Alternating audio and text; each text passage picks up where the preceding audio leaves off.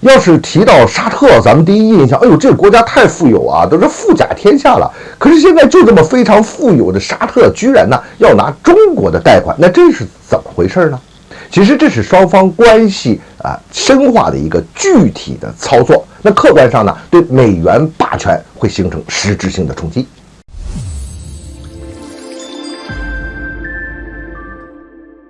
欢迎来到张斌观察，我是张斌。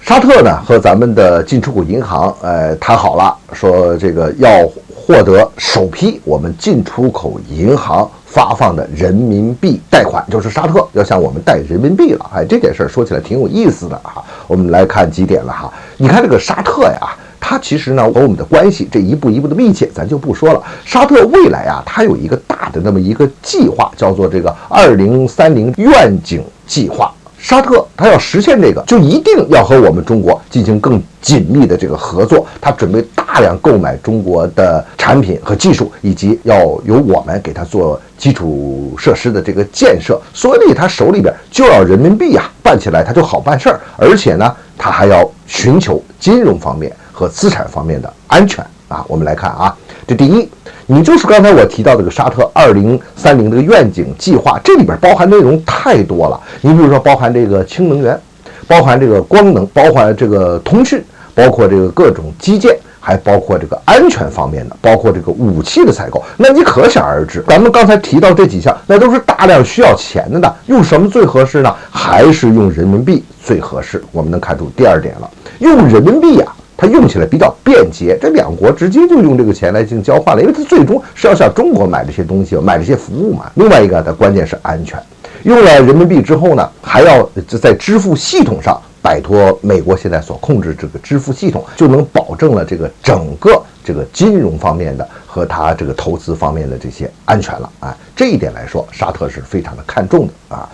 第三呢，我们看哈，这个可以深化中沙之间的金融方面的合作。但有人就说吧，你看沙特已经说了吧，出口到中国的石油部分都可以按人民币结算了嘛，那何必还要再贷款呢？这就不同了。结算人民币那只是在贸易过程中使用一下人民币，如果直接向中国贷款，这里边等于是两国的金融体系在进一步的镶嵌和连接在一起。甚至说呢，你看沙特它有一个庞大的一个基金，就是那个阿美基金，数量太庞大了，它都有可能把其中分出一些项目拿到香港来上市。那这就变成了和沙特之间不光是在货币方面，而在整个金融体系方面会有更深的这种合作。这对于沙特来讲啊，它降低对美元的依赖，以及降低对美国所主导的支付系统的依赖，那是大有好处的。所以沙特这样做呢，像我们申请这个人民币的贷款，我们能在这方面达成这个合作的话呢，其实有助于我们人民币的国际化，让我们人民币呢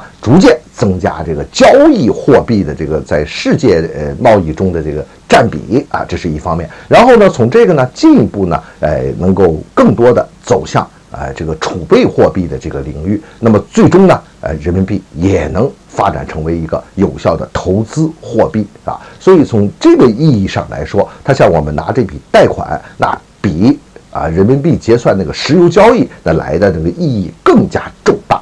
而且沙特这么一做呀，它有很强的示范效应啊！你这中东海湾国家，它会这个照猫画虎，会照着这个路径往下去走的。当然，我们这么做啊，更多的是考虑到我们自己的利益，考虑到和海湾国家和这个中东这些国家的现实的合作啊，是从这个角度出发，不是要对抗美国、对抗美元的。但是客观上呢，这可是对美元是实实在在的冲击。